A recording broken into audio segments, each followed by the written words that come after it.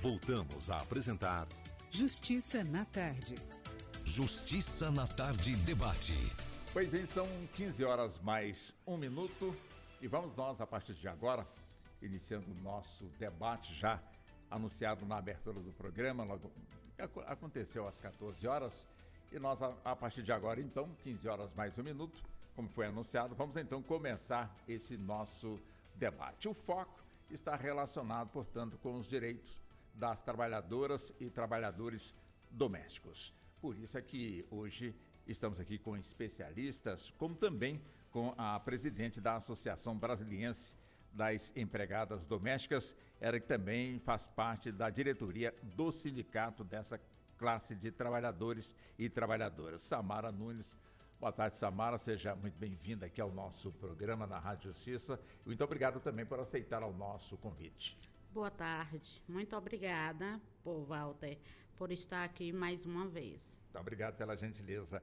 Deixa eu também cumprimentar a doutora Manuela Delgado, que é advogada, especialista em direito previdenciário, ela que é atuante em planejamentos e revisões de aposentadorias. Ela também é da Comissão de Direito Previdenciário da OAB de Águas Claras e integra também a Comissão de Direito Previdenciário da OAB-DF, né, doutora Manuela? Também seja muito bem-vinda e muito boa tarde para a senhora. Boa tarde, Walter. Boa tarde a todas as minhas colegas aqui. Estou muito honrada de conhecer hoje pessoalmente a Samara, de estar sempre ao lado aqui de todos.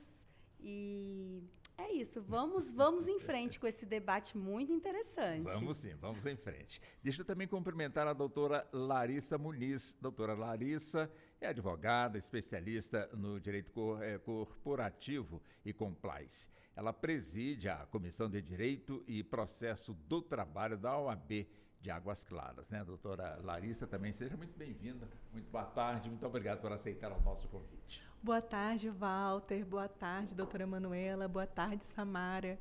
Eu vou deixar aqui registrado o prazer e a honra de estar dividindo essa mesa aqui hoje com você, nós que conversamos um pouquinho antes de adentrar aqui no programa, e saber que você participou da formação da PEC, lá número 150, agora de 2015, essa norma, né, legislativa tão importante para as empregadas domésticas. E eu estou muito honrada de estar aqui hoje com você. E boa tarde, ouvinte. É sempre um prazer estar aqui com vocês. Isso. Muito obrigado, então, a você que está sintonizado conosco na 104,7 FM, nos acompanhando pela 104, como também nos acompanhando pelo canal da Rádio Justiça no YouTube, onde também nós temos na TV, canal 1.0 TV aberto, que você também pode sintonizar e acompanhar aqui ao vivo, som e imagem do estúdio da nossa emissora.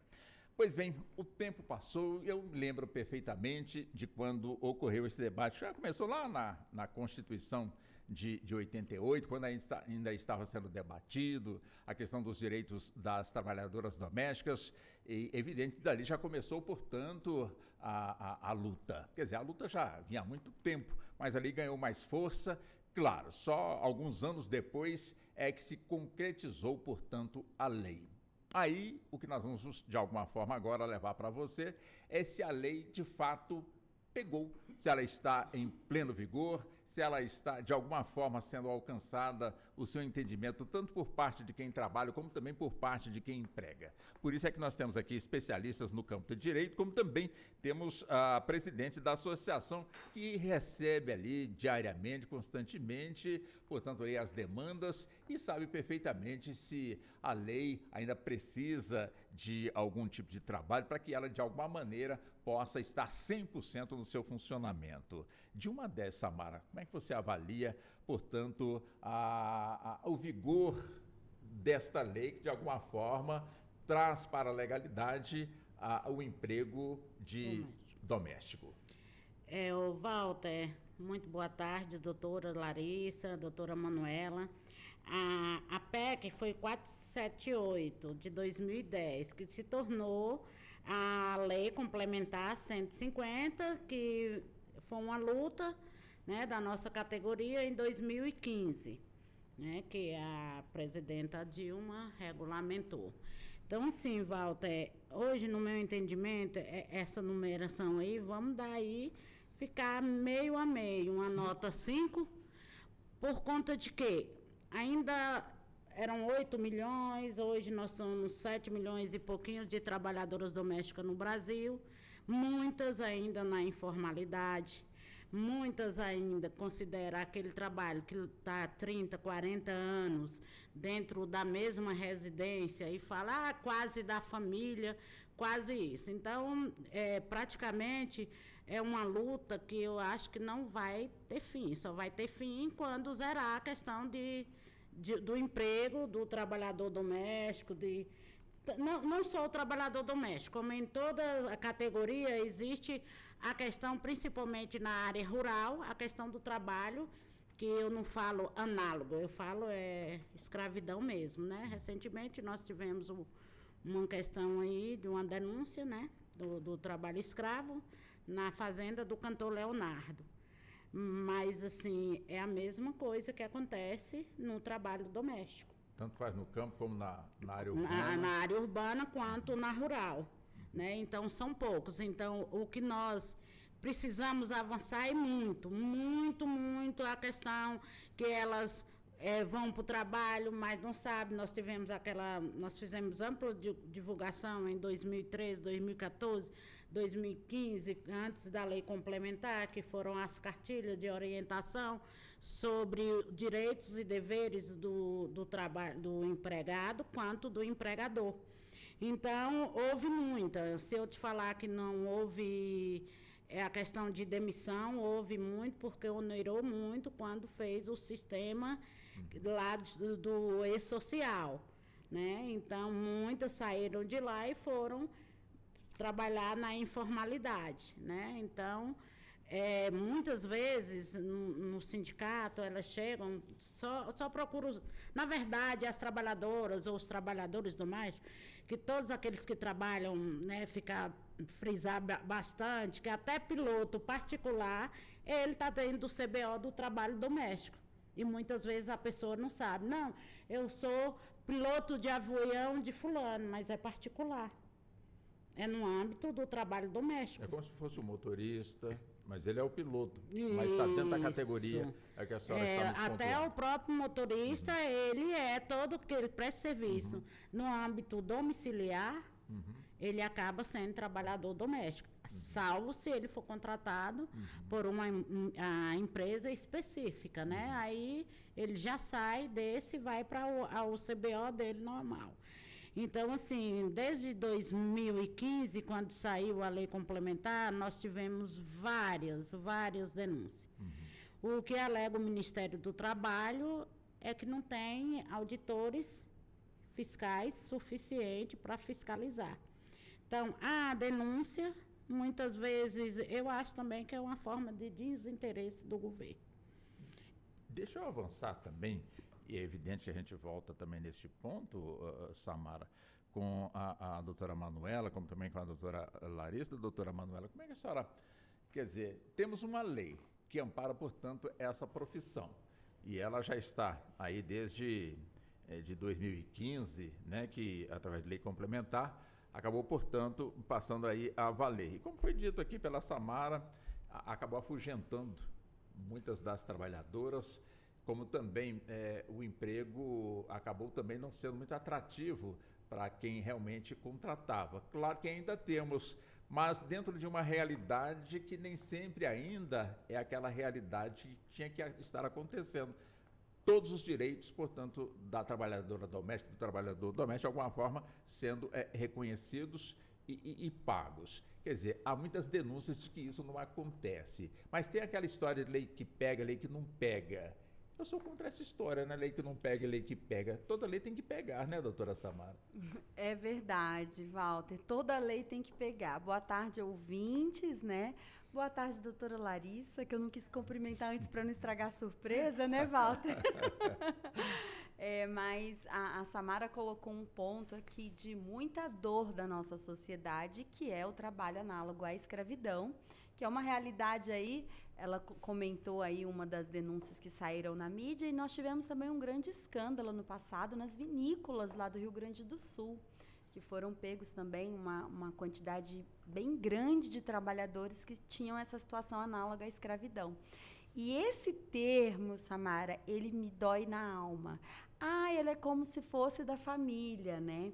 Então, eu entendo, Walter, e quero trazer mais dados daqui a pouquinho, mas o que acontece? Vamos para a prática. Hoje, o nosso salário mínimo é de 1.412. O sindicato ele tem um salário mínimo da empregada doméstica, né? E você tem um valor aí, Samara? Aqui no DF nós não temos convenção, tá? Tá. Então, é a partir do salário mínimo. Então, são 3 estados, se não me engano. São Paulo tem a convenção, Bahia tem a convenção, Recife, o estado do Pernambuco tem a convenção e o Sul também tem a convenção.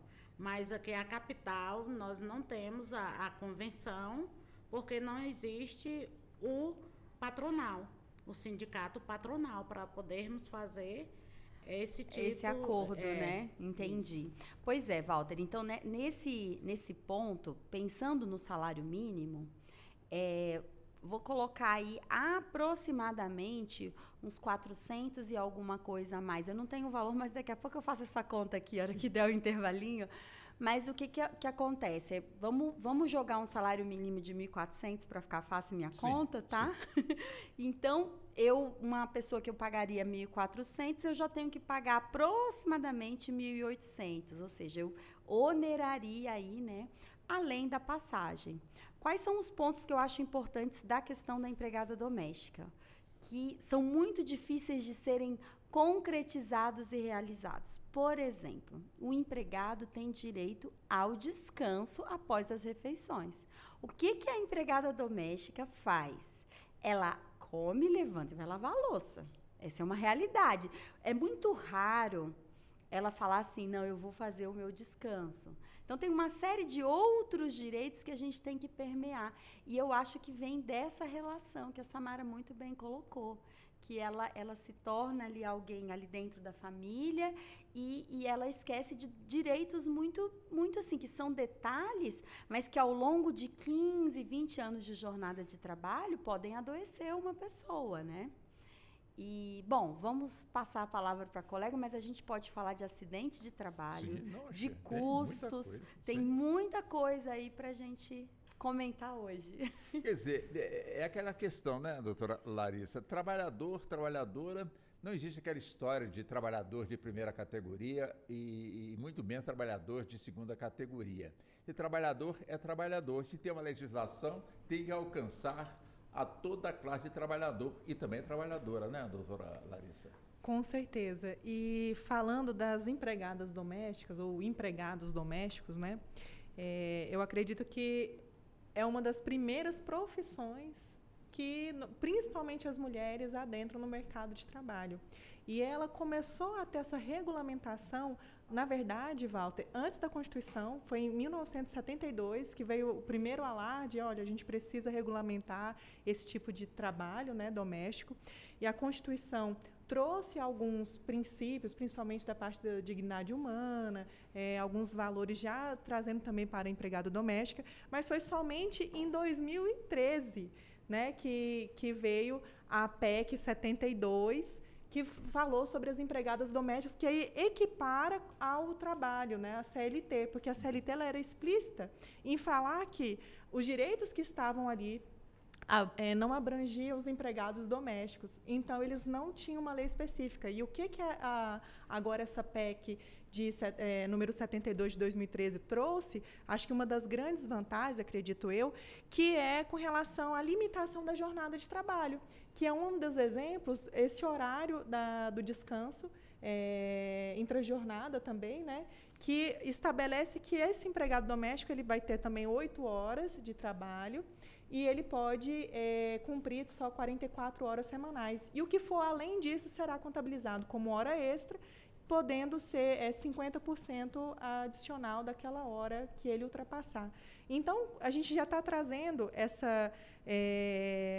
equiparação ao trabalho normal, convencional, digamos assim. Então, daí, respondendo a sua pergunta, a gente já tem que falar que não existe subemprego. Você ser um empregado doméstico não é subemprego, não é primeiro ou segundo emprego. Nós estamos trazendo agora uma isonomia. Essa PEC, ela traz como se uma igualdade ao trabalhador convencional, porque por mais que o empregado doméstico ele não traga lucros para o núcleo familiar, ele está exercendo uma atividade, né? Então, e uma atividade, inclusive, muito dificultosa, né? A gente sabe o quanto é trabalhoso você manter uma casa. Então, por isso que a CLT, ela não trouxe esse empregado doméstico, porque ela não tinha essa visão da lucratividade. Mas, graças a esse entendimento novo, social, conseguimos trazer essa PEC, a gente já trouxe esses benefícios, como a limitação de horas, pagamento de FGTS, seguro-desemprego, que tem algumas peculiaridades que nós vamos conversando também aqui dentro do programa, mas é muito interessante. Perfeito. Deixa eu voltar, então, com a Samara. Samara, quer dizer, quando a pessoa ela está sendo contratada para o emprego doméstico, quer dizer, ela está consciente dos seus direitos, ou seja, ela sabe perfeitamente que a sua carteira tem que estar assinada, ela sabe perfeitamente ali dos seus direitos, como foi colocado aqui, dias de folga, enfim. E ela faz questão também de estar com a sua carteira assinada? Olha, maioria, vou falar aqui do DF em torno. Pois não. Entendeu? Pois não. Que aí muitas elas recebem o auxílio do governo, um Bolsa Família, outros auxílios. Então, ela acha que recebendo esse tipo de auxílio, ela não pode assinar a carteira dela. Isso aí é uma inverdade tão grande que os próprios patrões divulgaram isso na mídia, entendeu? E elas falam que vão perder, só que nós sabemos que a questão desses auxílios sempre é direcionado para o filho e não para a mãe. Então, até certo valor, ela não perde se ela tiver a carteira assinada. Você saberia qual é esse valor que ela não perderia? Se não me por tanto engano, é a partir de 2 ou 3 salário mínimo, que ela não perderia o auxílio, né? Porque aí, a partir de um salário mínimo, que é a maioria que é assinado na carteira. Por exemplo, o cuidador também é dentro do emprego doméstico. E aí nós fizemos em 2014 o desmembramento, né, que está em processo ainda no Ministério do Trabalho. Então, para ser reconhecida a categoria de cuidador, desmembrar ele de uma parte específica, né? Desmembrar do trabalho doméstico. Do trabalho doméstico, de ser enquadrado como trabalho doméstico e ser um trabalho na área da saúde. Então, o que acontece?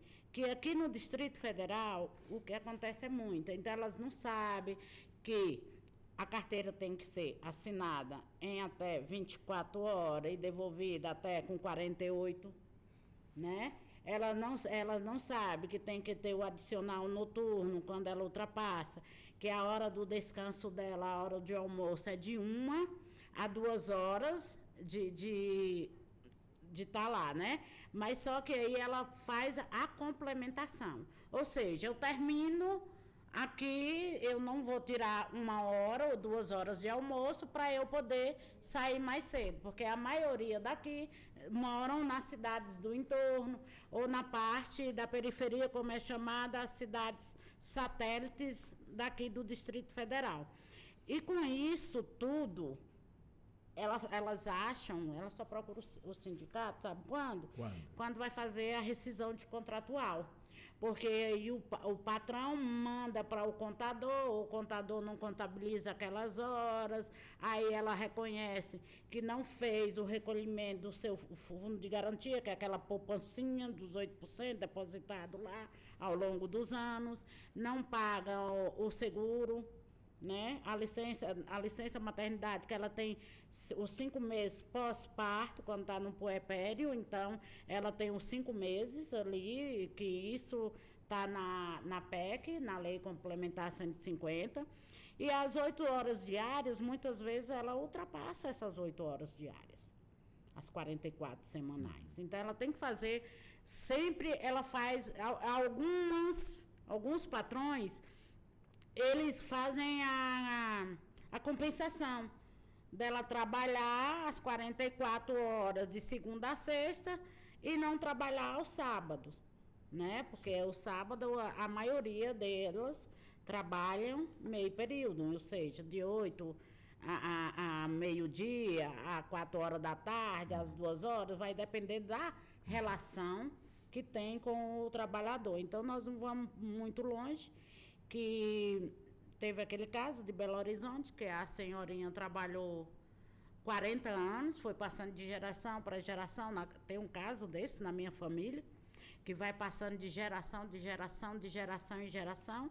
Quando chega, ela se aposenta e continua prestando aquele serviço, porque pegou afinidade. E a família, para prender a trabalhadora, vai dando o quê? Os filhos. Dá os filhos para ela ser a madrinha. Aí já cria um vínculo afetivo. Aí o filho, que ela é madrinha, dá, o neto dá, e isso assim sucessivamente. Então, com isso, ela vai protelando ali naquela casa.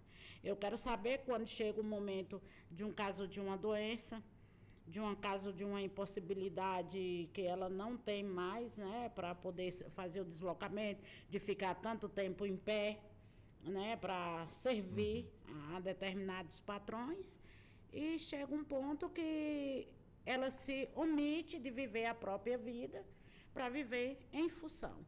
Ou seja, elas não têm uma vida afetiva, família, ela não constitui família, ela abandona a própria família para viver em função especificamente daquela família a qual ela presta serviço. Então, assim, a maioria também ainda não tem o auxílio creche ou a pré-escola. Ou seja, praticamente a lei chegou, mas chegou no papel, ainda não é, portanto, uma realidade. A questão da adicional noturno, então, assim, não é uma realidade para a gente. Entendo. Ela só recebe o salário, acabou. Aí ela lá, vamos supor que seja uma cozinheira. O salário de uma cozinheira, ele ultrapassa o salário mínimo, né? Sim. Independente. Aí o que acontece? Faz a complementação por fora. Aqui eu te pago na carteira um salário mínimo e faço a complementação aqui com 1.000, com 600, com 400 reais, porque ela sabe que, por lei, dependendo, entre aspas, não vai contabilizar aquele que ela paga por fora. Você levantou um assunto importante, eu levanto aqui com as doutoras Manuela e Larissa, é essa do pagar por fora. Na carteira, um valor, por fora, portanto, o outro. Quem ganha e quem perde com essa modalidade, vamos colocar assim, doutora Manuela? Walter, eu trabalho com planejamento de aposentadoria, né? Eu faço cálculos, a minha profissão é sempre fazer esses cálculos, e é muito complicado. Eu vou colocar os dois pontos de vista, tá? Primeiro, vamos pensar uma empregada doméstica que está com salário mínimo, por isso que eu queria saber o valor certinho, que agora a gente vai falar de salário mínimo. Eu vou falar 1.500 para facilitar os nossos cálculos sempre, tá? Sim. Mas essa pessoa que contribui sobre esse valor, ou seja, ela está assegurada. Se ela tiver um acidente de trabalho, ela vai receber um valor. Se tiver com a carteira assinada. Com a carteira assinada, vamos lá. Com a carteira assinada, o empregador registra ela no e-social. 18 meses de contribuição, né, doutora? 18 meses de contribuição. Não, mas aí depende, tem muitas regras. Os 18 meses, eles são para você ter direito à pensão por morte vitalícia. Tem muitas regras, viu? A gente pode até depois bater um papo, mas são muitos detalhes. Agora, o que eu queria retomar até alguns pontos que você colocou, Samara. O primeiro ponto é, se ele está pagando certinho sobre um salário mínimo, como é que eu me aposento? Como é que vai ser a regra de aposentadoria? Eu vou pegar a média de todo o meu período contributivo e vamos pensar que ela tem 15 anos de tempo de trabalho e 62 anos de idade, estamos falando de uma mulher, tá? A média dela vai dar um salário mínimo, porque ela ganhou um salário mínimo o tempo todo, né? Ela tem um coeficiente de 60% sobre esse valor, que vai dar um valor inferior ao salário mínimo. Então, ela vai acabar se aposentando pelo salário mínimo. Olha como é complexo. Vou tentar falar simples, tá, gente? Então, o que significa? Que a pessoa que trabalhou a vida inteira pelo salário mínimo, ela vai acabar se aposentando pelo mínimo. Aí ela fala assim, tá, mas e se eu ganhasse R$2.000? Vamos pensar assim, né? Que é R$500 a mais para uma trabalhadora doméstica, isso é uma grande diferença. Eu diria que a diferença entre um salário básico e um salário bom, né, Samara? Não sei se 2.500 seria um excelente salário. Vamos falar de 2.500. Se ela recebeu 2.500 a vida toda, quando ela for se aposentar, considerando que ela também trabalhou somente 15 anos, tá, gente? E tem 62 anos de idade. A média com o coeficiente vai abaixar o valor para 1.500. O que isso significa? Que a pessoa... Eu tô advogado, né? Tô sendo advogada, Sim. tá, gente? A pessoa que ganha 2.500 e que tem isso pago a vida toda, no final da vida, ela vai se aposentar por 1.500. Não, por que não 2.500? Por conta do coeficiente. Claro que eu estou fazendo um cenário, tá? O cenário Sim. são 15 anos trabalhando com 62 anos de idade. Ou seja, acaba que ela volta para o salário mínimo. Quando você faz essa conta, você tem a impressão que não vale a pena pagar mais, né? Só que, pagar mais não, pagar os impostos corretamente sobre todo o salário. Porém, se ela ficar doente, ou se ela precisar de um salário maternidade, se ela estiver ganhando 2.500, vai ser sobre 2.500, entendeu? Então, tudo isso que o cálculo, às vezes, ele engana a gente, entendeu? Na aposentadoria, sim, 2.500. Mas para outros benefícios, valeria muito a pena que ela recebesse.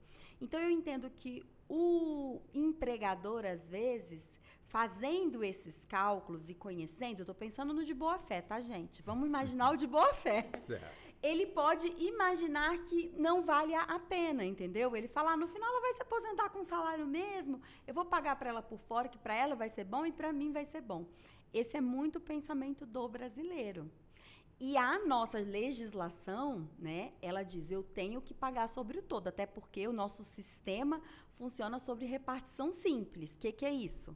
A gente tem uma caixona lá, que é o fundo da Previdência, todo mundo joga dinheiro lá e os aposentados tiram dinheiro de lá. Ou seja, cada um que está trabalhando hoje paga os aposentados de hoje, né? Então, é muito importante que todo mundo pague corretamente para que não haja um déficit no nosso sistema. Mas existe esse pensamento e, se de boa fé, eles podem estar pensando assim, entendeu? Mas se essa pessoa que contribuiu 15 anos contribuiu com 2.500, como a senhora muito bem pontuou.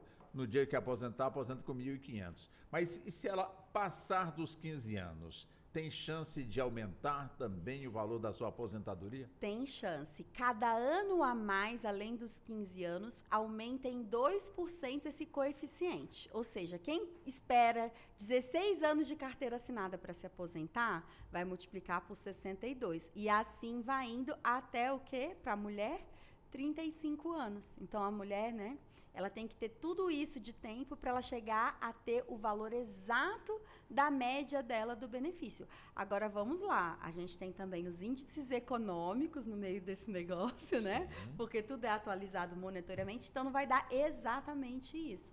Mas é para a gente ter uma visão concreta aí do que corresponde ao dia de hoje. É igual a minha, doutora. Eu trabalhei 19 anos, Samara.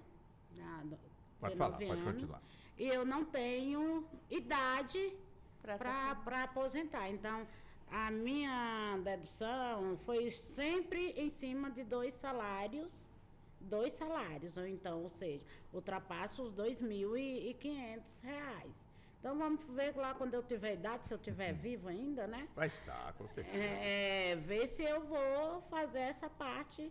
E agora eu recolho uma previdência privada, né? Para fazer a complementação. Doutora Larissa, essa desinformação, né? Eu não digo uma desinformação por maldade, porque é muito complicado realmente a gente entender realmente essa matemática. Nós temos aqui uma especialista que, evidentemente, é fundamental o trabalho que ela desenvolve, mas nós temos milhares de pessoas que dependem, portanto, da especialista e, às vezes, acaba recebendo notícia que não é verdadeira, como muito bem pontuou aqui a Samara, aquela história, olha, se você recebe auxílio do governo, se registrar sua carteira, você vai perder, quando na realidade não é nada disso. Quer dizer, o que fazer para aumentar este grau de conhecimento neste tema que é tão importante, né, para trabalhador e trabalhador doméstico, como o trabalhador em geral, doutora Larissa? Eu acredito, Walter, que, na verdade, além dessa conscientização da sociedade de modo geral, deve vir também dos programas do governo, o governo ter mais frente com relação a essas divulgações. Eu acredito que é um tema que talvez não tenha tanto interesse assim para eles, porque eles não divulgam. Eu vou até além. Essa desinformação, por exemplo, principalmente no âmbito empresarial. Porque, assim, quando uma empresa contrata uma diarista, a empresa, às vezes, ela quer empregar a mentalidade do empregado doméstico. Não, doutora, mas ela é só diarista. Ela vem e faz uma faxina mensal ou a cada 15 dias aqui na nossa empresa. E quando a gente está falando de uma faxineira, uma diarista, em um âmbito empresarial, ela tem que ser contratada. Não é a mesma mentalidade que a gente aplica para um âmbito doméstico. E, assim, quando eu vou conversar com, às vezes, pequenos empresários, médios empresários, eu falo, doutora, não, ela é só faxineira, ela vem aqui 1, 2 vezes. Eu falei assim, mas ela deveria ter o vínculo. Então, às vezes a gente pensa que essa desinformação ela está apenas no âmbito doméstico, ou às vezes eu converso, tenho conhecidas que são empregadas domésticas, e elas não sabem, e principalmente os empresários.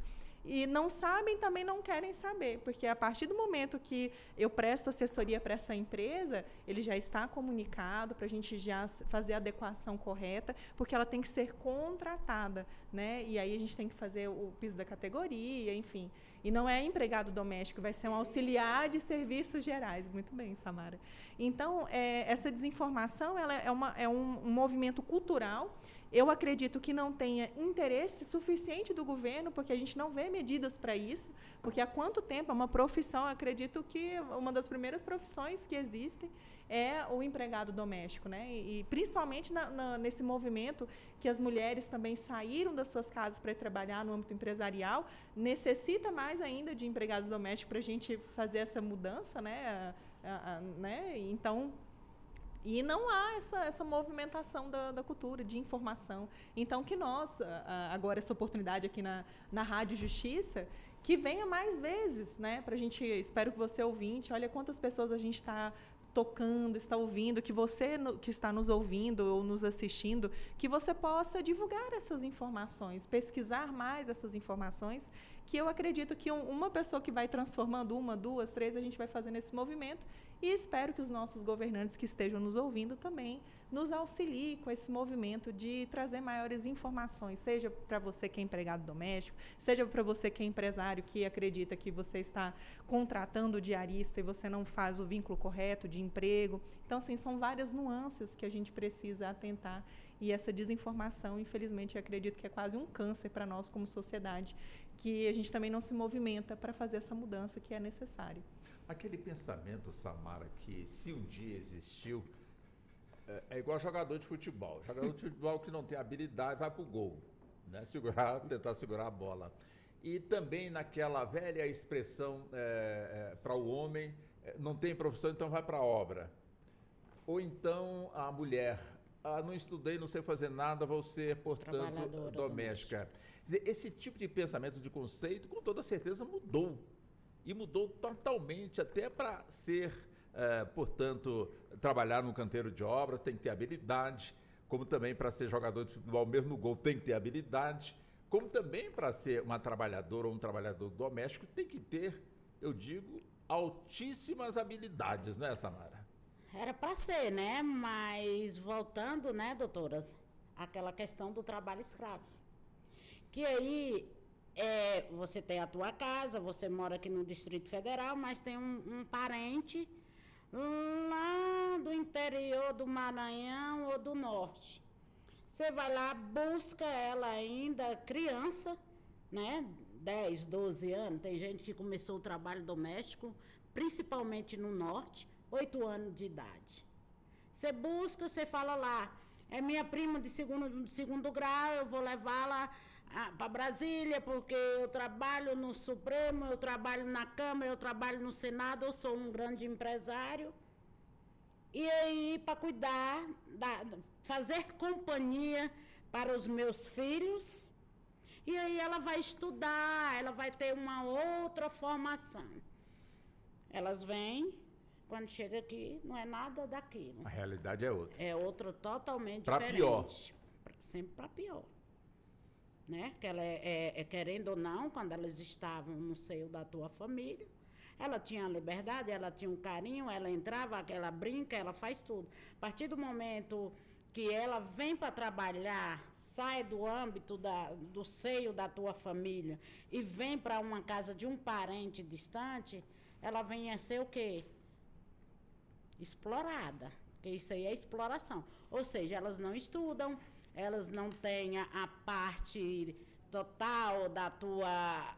Ou seja, trabalha a troco de comida e de uma roupa usada dos filhos dos patrões. Nós temos aqui uma grande pessoa que chama a doutora Josefina. Ela começou a trabalhar aqui com 8 anos de idade.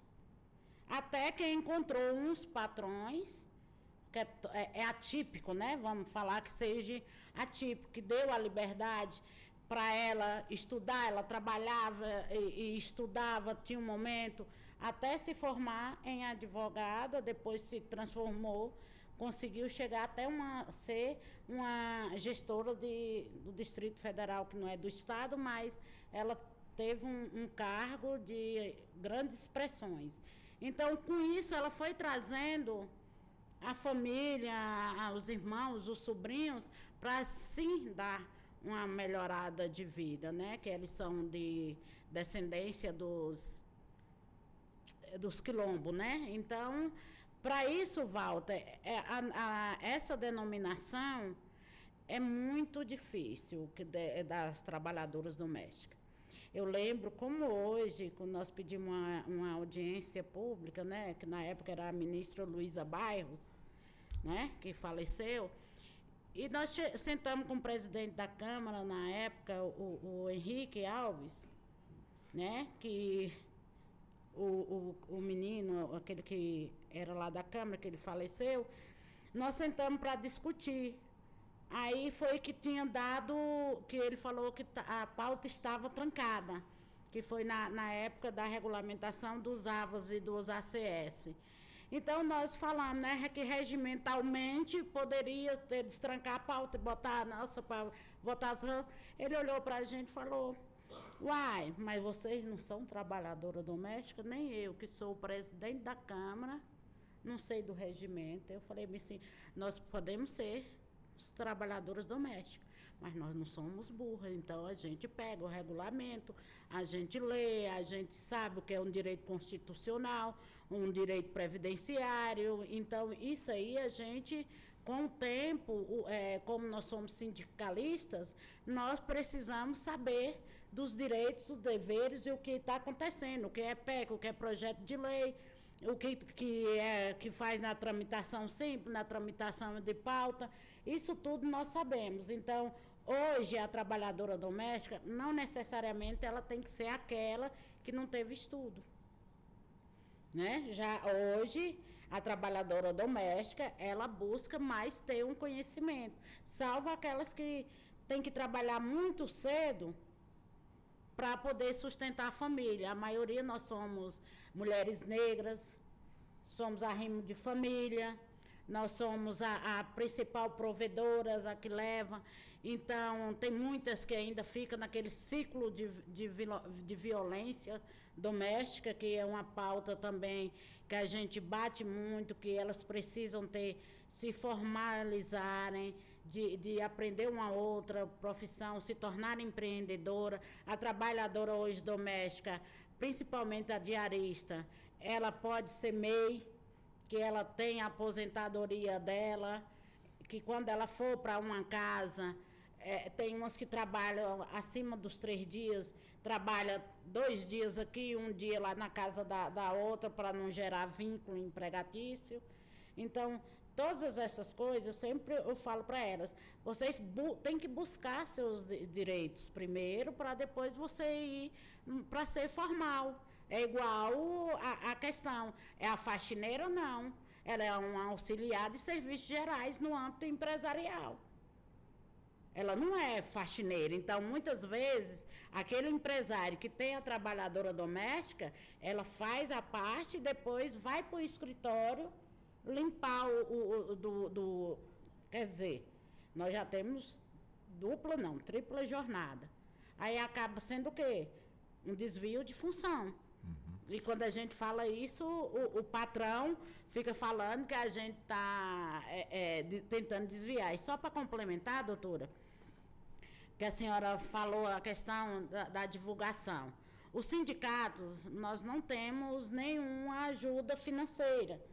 Nós hoje não temos a database, aqui, principalmente no Distrito Não entra Federal. nenhum dinheiro para o sindicato? Não, salvo algum assistencial que vai lá e paga, que a gente faz questão de cobrar o anual.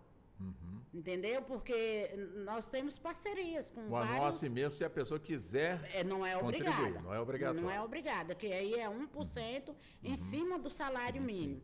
Então, muitas contribuem, que a gente faz uma orientação tão bem, que acaba recebendo tudo aquilo que o patrão não colocou, o recolhimento do INSS, a multa do FGTS, que inclusive nós estamos com um grande problema agora, que é essa questão da retirada da multa dos 40%.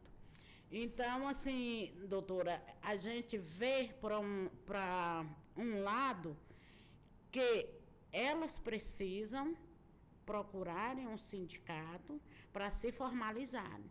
Em 2012, inclusive, não foi do governo, não foi de nada, nós fizemos a campanha e soltamos mais de 5.000 cartilhas aqui no Distrito Federal.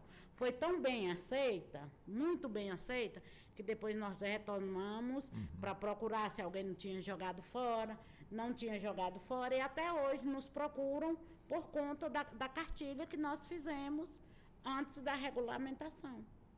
Entendo. Agora, a Samara, a senhora gostaria de responder a Samara, que ela apontou para a senhora? Vamos lá. Né? Da divulgação, da divulgação, né? É importante. Eu venho só para complementar, então, se foi um projeto de 2012, Samara, vamos nos unir e fazer novamente esse projeto. Olha que bacana, né? Mais 5.000 panfletos aí, cartilhas divulgadas. Eu acredito que isso é um grande benefício para a nossa comunidade. Só complementando, hoje eu estou como presidente da Comissão de Direito do Trabalho da OABDF em Águas Claras, na subseção de Águas Claras. E no mês de maio, que foi o mês do trabalhador, nós prestamos uma tarde de assessoria gratuita lá no metrô de Águas Claras, ali. E, de repente, quem sabe, próximo ano, a gente possa fazer uma parceria em conjunto. Dia 27 de abril. Então, a gente... É o Dia Nacional das Trabalhadoras Domésticas. Olha que bacana. Pode marcar aqui, já tem um projeto. Temos um projeto. Agradecemos aí. E é de verdade, né? Podemos passar... E o que a gente percebeu, na verdade, foi até depois do final do programa, né, que a gente realizou lá do atendimento, a maioria de trabalhadores que nós atendemos foram empregadas em domésticas. Não sei também por causa do horário que nós estávamos à tarde, enfim. Mas, assim, foi quase 80% das pessoas que nós atendemos eram empregadas domésticas. Então, realmente, olha que bacana, a gente pode juntar, fazer a sua cartilha, divulgar essa cartilha, junto com a assessoria jurídica. E eu acredito que é um meio da gente estar trabalhando, né, aquela coisa, pense globalmente, né, e age localmente. Então, que a gente possa também disseminar, você que está nos ouvindo, também busque meios para a gente ajudar essa categoria, que é uma categoria muito importante para nós, né, e ajudar os empregados domésticos a fomentar cada vez mais a sua profissão. Obrigada. Agora, doutora Manuela, agora há pouco antes das senhoras chegarem, eu fiz uma entrevista aqui focando justamente o Outubro Rosa, que é o mês onde se chama a atenção das pessoas para a prevenção ao câncer de mama. Eu pergunto à senhora, seria interessante que a trabalhadora doméstica tivesse neste mês um dia de folga para poder, de alguma maneira, buscar o seu exame, uma vez já previamente marcado e liberada pela empregador, pela empregadora, sem o devido desconto, alguma coisa assim. Quer dizer, seria interessante, se é que não aconteça essa liberação nesse dia? Com certeza, Walter, você colocou um ponto bem delicado, que é a saúde, né, da empregada doméstica.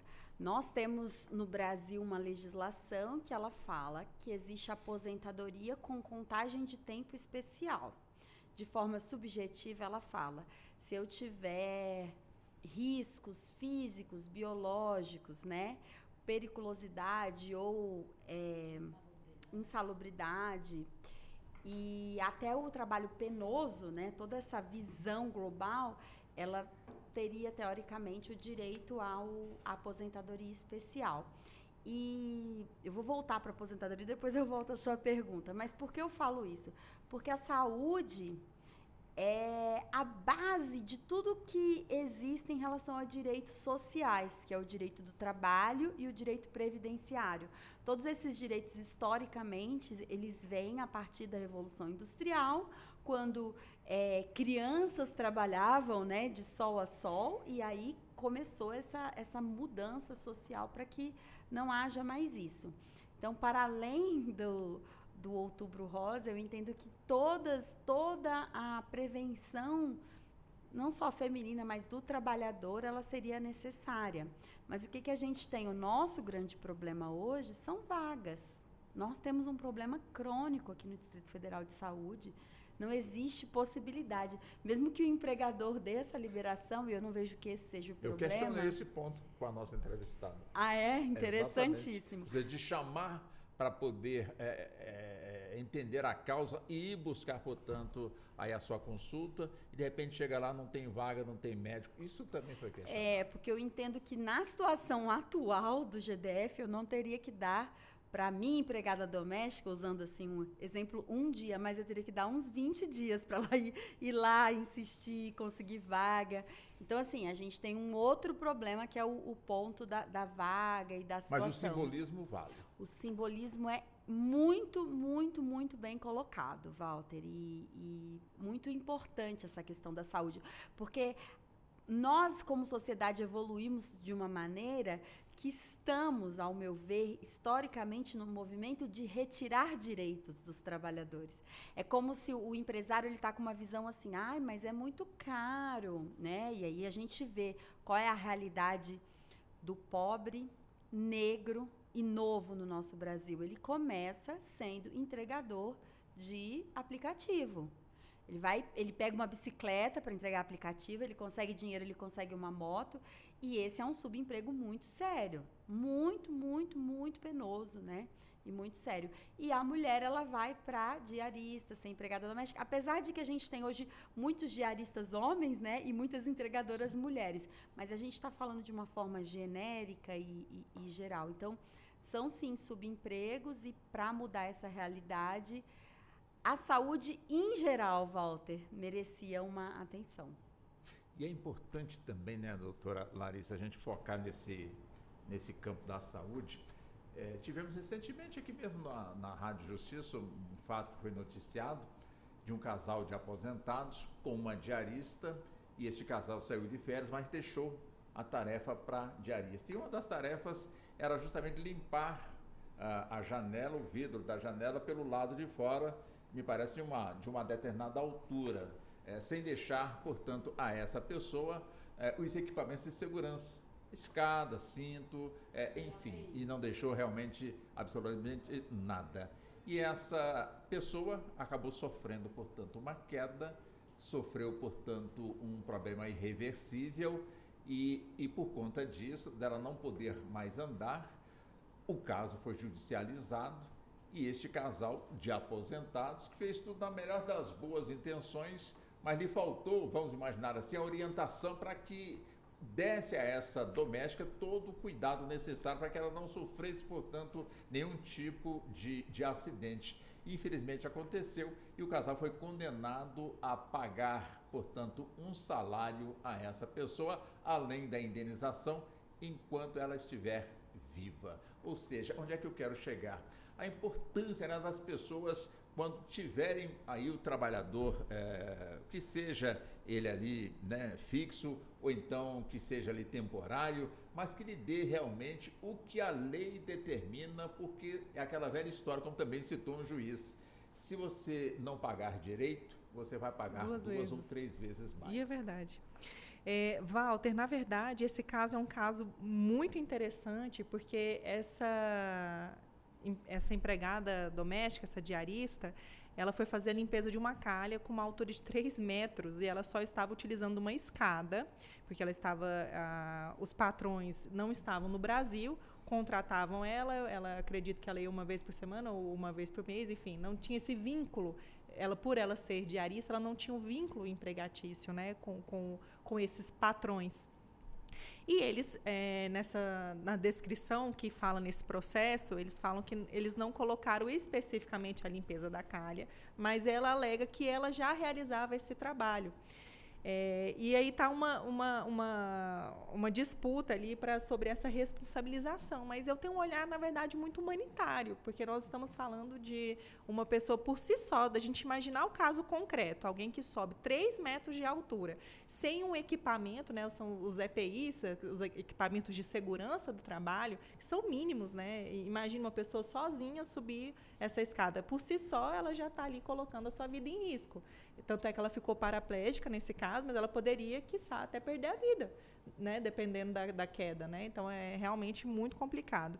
E essa falta de informação e conscientização, tanto da empregada, porque ela também assumiu o risco de, acredito que foi até uma falta de consciência da própria vida, porque eu não subiria 3 metros também, me submetendo a isso, e desses patrões também. Cadê a conscientização, a divulgação, que quando a gente fala também de um âmbito domiciliar, a gente também tem que falar dessa utilização desses equipamentos de segurança.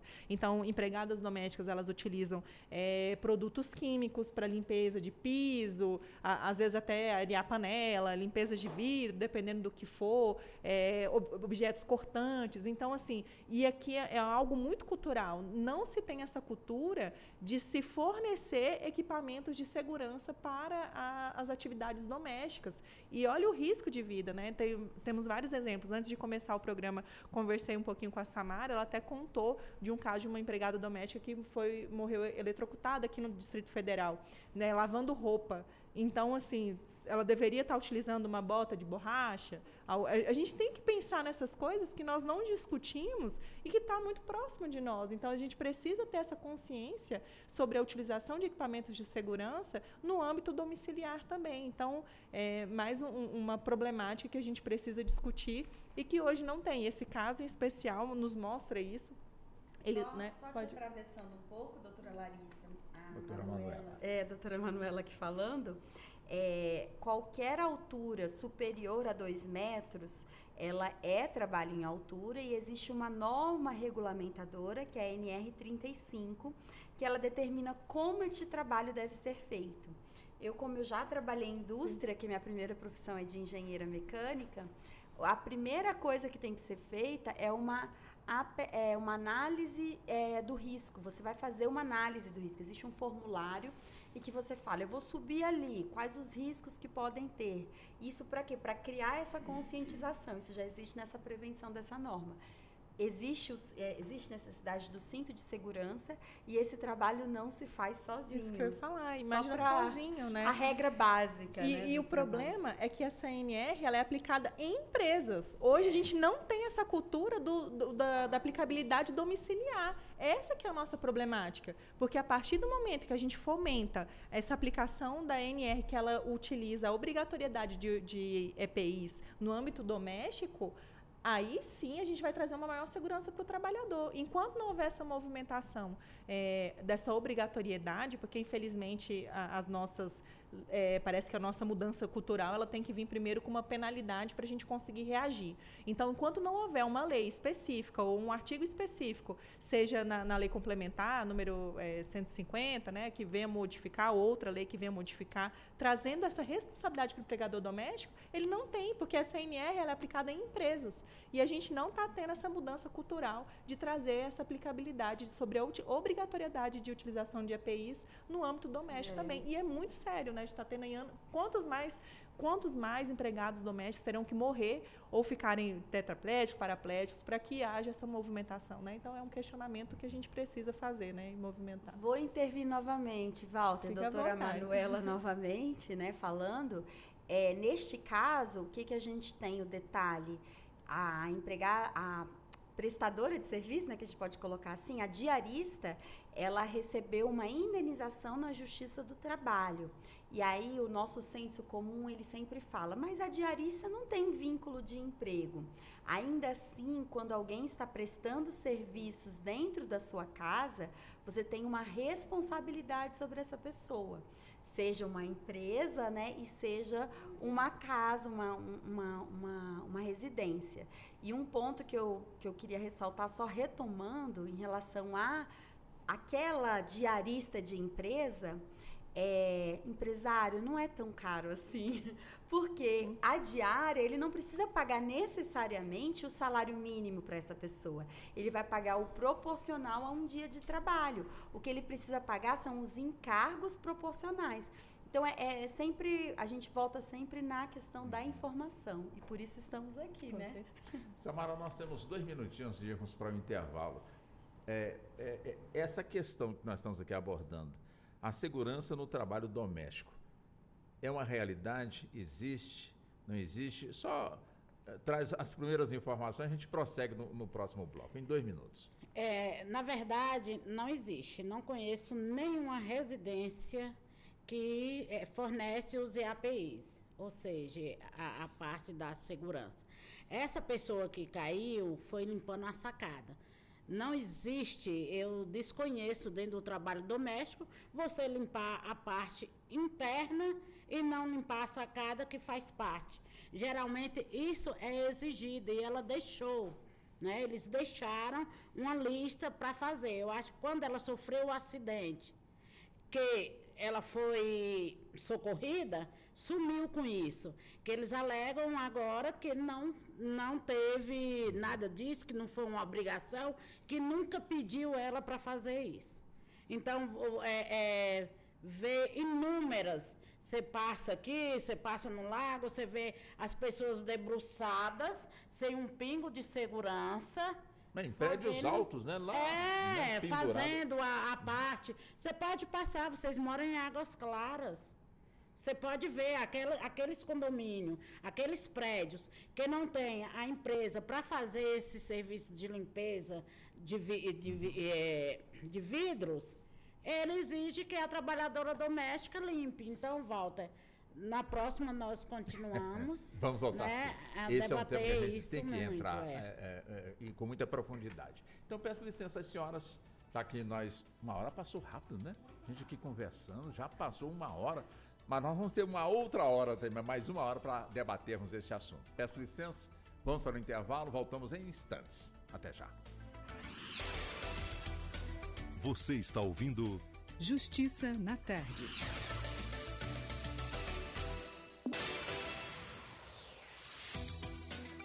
Voltamos a apresentar Justiça na Tarde. Justiça na Tarde Debate. Pois bem, estamos de volta, são 16 horas mais 3 minutos e podem acreditar, a gente sai para o debate, mas o debate continua. Quer dizer, vocês não estão ouvindo, não estão acompanhando, mas o tema realmente chama bastante aqui a atenção e hoje o assunto que nós estamos aqui debatendo está voltado tanto para a trabalhadora e o trabalhador doméstico, como também para o trabalhador e também a trabalhadora, aquele que, ou então aquela que trabalha um dia sim, 2 dias não, enfim. E nós estamos então falando a respeito de direitos, deveres, lei, e 1 hora já se foi. Nós estamos retornando aqui na segunda hora do programa, conosco estão a doutora Larissa Muniz, que é advogada, especialista no direito corporativo e compliance, ela que preside a Comissão de Direito e Processo do Trabalho da OAB Águas Claras. Temos também a doutora Manuela Delgado, que é advogada, especialista em direito previdenciário, atuante em planejamento e revisões de aposentadorias. Ela que também é da Comissão de Direito Previdenciário da OAB de Águas Claras e integra a Comissão de Direito Previdenciário da OAB DF. E temos aqui, por que não, também a doutora Samara Nunes, ela que, claro, está sempre buscando aprofundar nos seus conhecimentos em relação à lei que, de alguma forma, ampara essa categoria de trabalhadores. E ela preside a Associação Brasiliense de Empregadas Domésticas e compõe a diretoria do sindicato também dessa classe de trabalhadores e também de trabalhador, a quem eu devolvo a palavra. E a gente estava falando justamente sobre essa questão da segurança no trabalho doméstico. Você já respondeu assim de forma pronta. Não existe, portanto, evidentemente não vamos generalizar. Pode ser que num grau de 100% tenhamos ali 1%, alguma coisa assim nesse sentido. A Cimerra não concorda, né, Samara? Não concordo, então, Walter. Eu respeito a sua opinião. A então, doutora também sabe, assim, para a senhora ver. Outro dia teve um caso muito recente, daquela terceirizada de serviços gerais, que foi limpar uma calha sem o devidamente os equipamentos, numa escola da Celândia, caiu, ficou internada quase um mês e faleceu. Então, assim, se nessa que tem as NR, é obrigação de ter os APIs, como aconteceu isso para não acontecer no âmbito que acha que tudo onera? Né? Então, assim, não vou desfazer que existe empregadores, tudo são ruins, são bons, paga o certinho, recolhe, dá toda a tua assistência, ou seja, tudo que está na lei complementar 150, muitos fazem isso. Sabe quem não faz, doutora? Quem? Principalmente do poder que sabe da lei. É o juiz, é o advogado, que não cumpre isso, porque nós já tivemos vários fatores, entendeu? Então, ela acha, principalmente a juíza, ela acha que dentro da casa dela ela é juíza. Ela não é, ela é uma empregadora. Ela é uma juíza quando ela está de toga e no tribunal, que nós já tivemos um embate, inclusive depois que eu saí dessa casa que eu trabalhei os 19 anos, eu fui trabalhar para uma. Só que depois, quando ela ficou sabendo tudo, ela era juiz e o marido delegado. Então, assim, teve que me pagar tudinho. Eu falei, não, vamos lá no sindicato, vamos fazer meu pedido de demissão, fui eu que pedi, porque não condiz. Então, tem um assédio moral, que é grande no âmbito do trabalho doméstico, o sexual, ainda que lá naqueles meados dos anos 1800, na época da escravidão, que os filhos dos grandes latifundiários, senhores feudais, eles iniciavam a parte sexual com quem? Com as empregadas, com as trabalhadoras domésticas. Então, Walter, hoje é muito difícil. Nós temos casos aqui de Câmara, de Senado, que são as pessoas que para fazer as leis, para fiscalizar as leis. Então, nós temos isso. Então, não fica aquém. Não é só aquela pessoa aquela trabalhadora que trabalha no comércio, que ela tem que sair para trabalhar, mas tem filhos.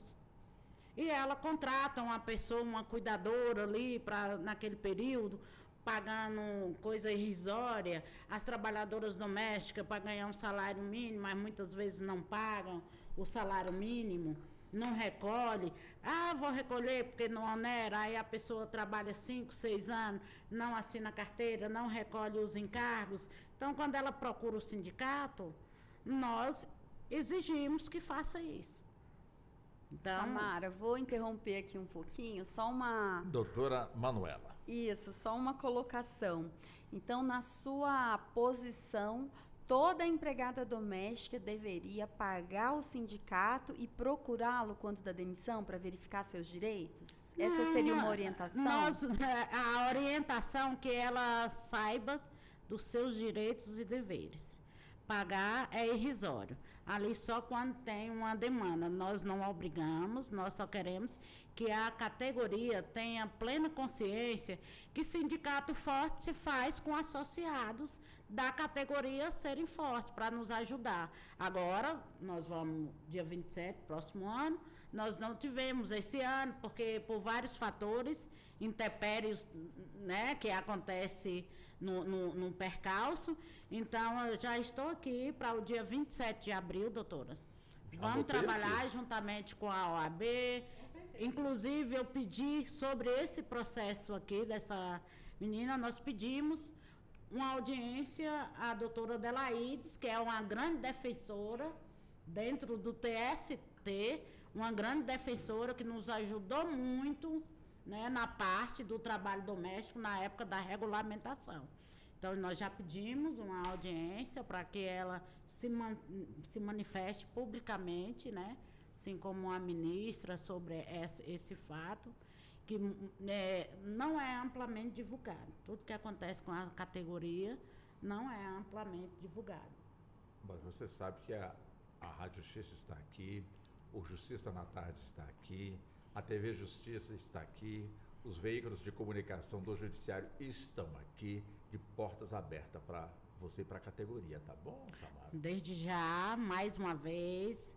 Aliás, sempre esteve. Sempre esteve, sempre nos foi dada essa oportunidade de estarmos aqui, né, fazendo esse debate, orientando, com prazer conhecer essas duas grandes advogadas. Então, assim, sou muito fã nessa área, né, que já me convidaram várias vezes, já participei de vários eventos juntamente com a OABDF, com a doutora Lúcia Bessa, quando ela presidia a Comissão da Mulher, e a doutora Josefina também, que é lá da Igualdade Racial.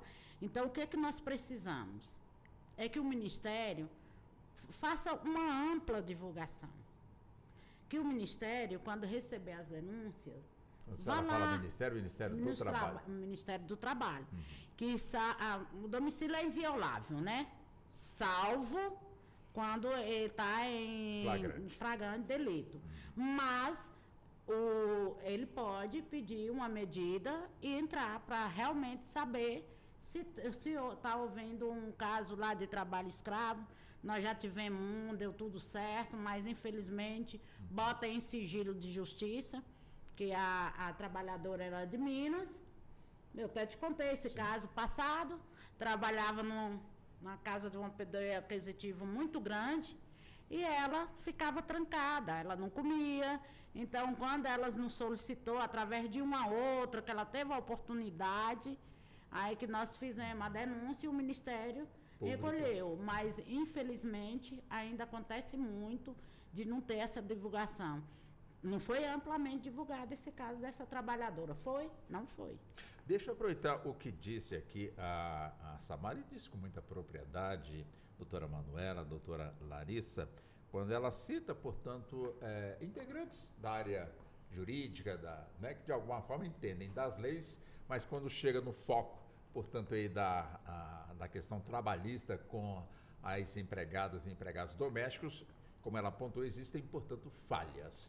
Quer dizer, como também temos muitas das trabalhadoras que exercem suas funções em lares de parlamentares, senadores, deputados, né, governadores, presidente da República, enfim.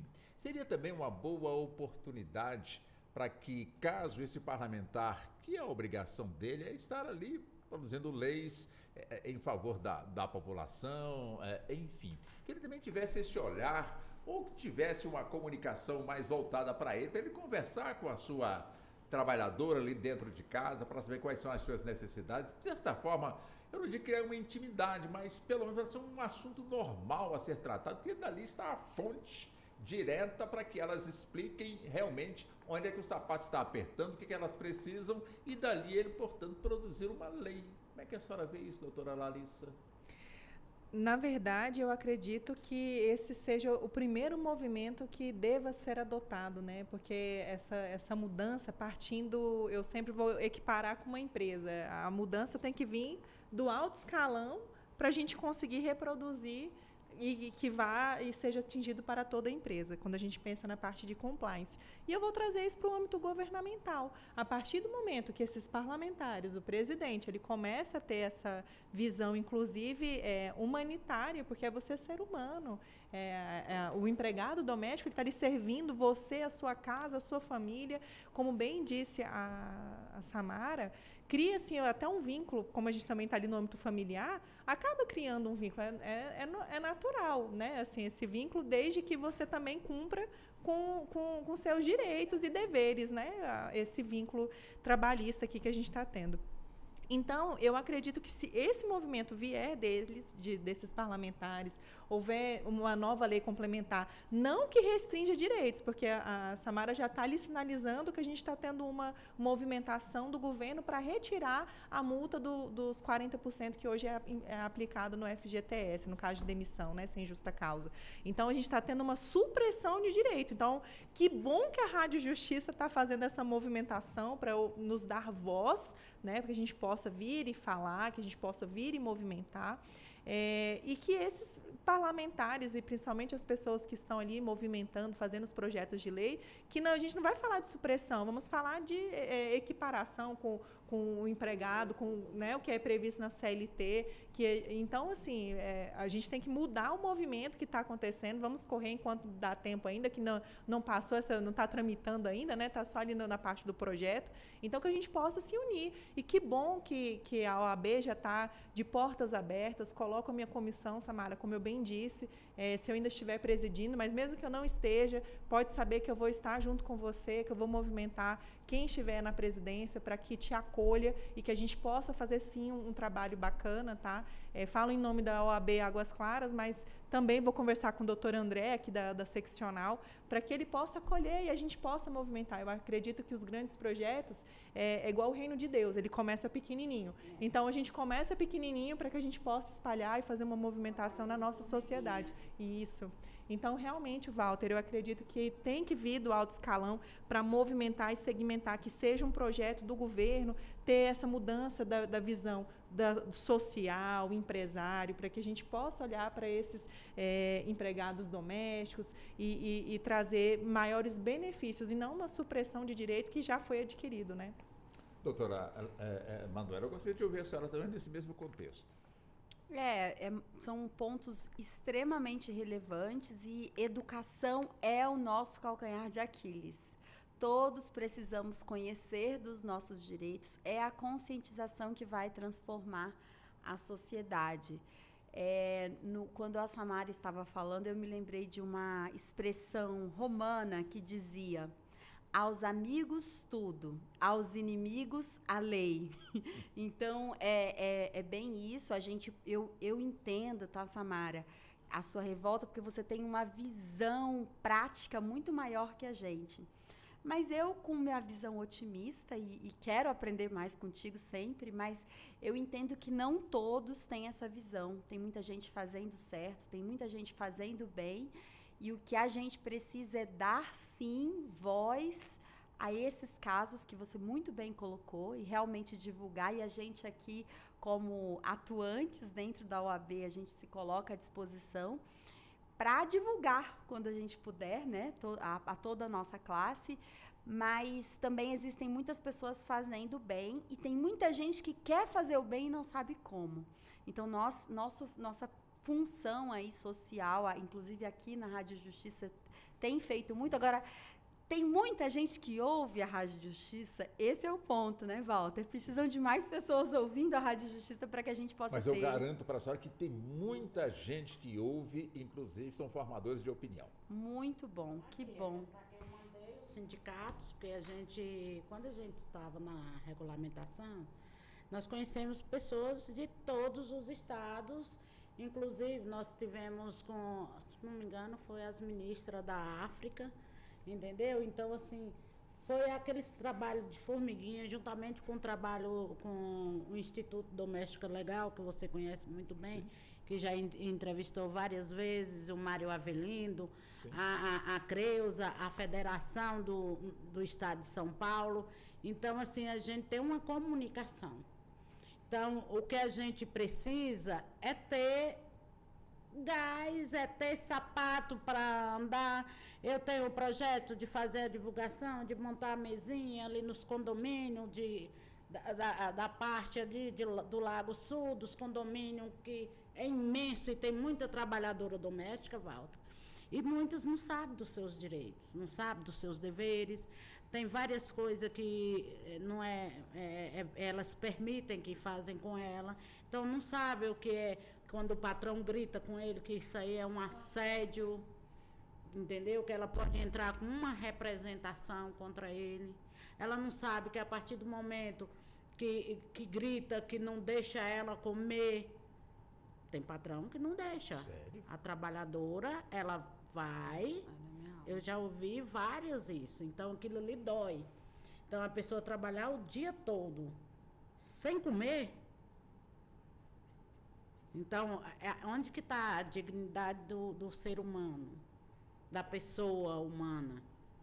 Então, ainda tem isso. Então, assim, o que eu estou falando, doutora, não é uma coisa assim, são poucos, é o mínimo. Aqui nós temos aqui a base que a Codeplan e o IBGE faz, que aqui no DF nós temos só 200 mil trabalhadoras domésticas? Não. Eu preciso sentar para fazer um diagnóstico com isso, por isso que eu vou atrás do TST, do outro Você regional acha que é bem do mais? Trabalho. Não, é claro que é muito mais. Onde é que eles acharam 200 mil? Porque muitas não se intitulam trabalhadora doméstica. Por quê? Acho que com a vergonha. Então, se você for ali, principalmente o Sudoeste, antigamente era o Lago Sul o melhor salário. Hoje é o Sudoeste. O pior chama-se na região administrativa do Guará, que paga pior. Entendeu? Mas quando você fala pior, assim, é menos que o salário mínimo? Não pode, ninguém pode ganhar. Mas onde é que está o pior, então? Assim, a partir de um salário mínimo, que a pessoa trabalha a semana toda, lava, passa, cozinha, cuida de filho, é babá, leva para a escola, recolhe. Tem muitas atividades, é cozinheira, isso, é babá. Tem várias atividades. Não é a trabalhadora doméstica, ela faz o trabalho diário. Mas além de fazer o trabalho diário, ela ainda quando chega na sexta-feira, ela vai fazer o trabalho de quê? Da faxineira. Entendeu? Então, da diarista. Da faxineira. Da faxineira. A trabalhadora doméstica, ela faz o serviço diário.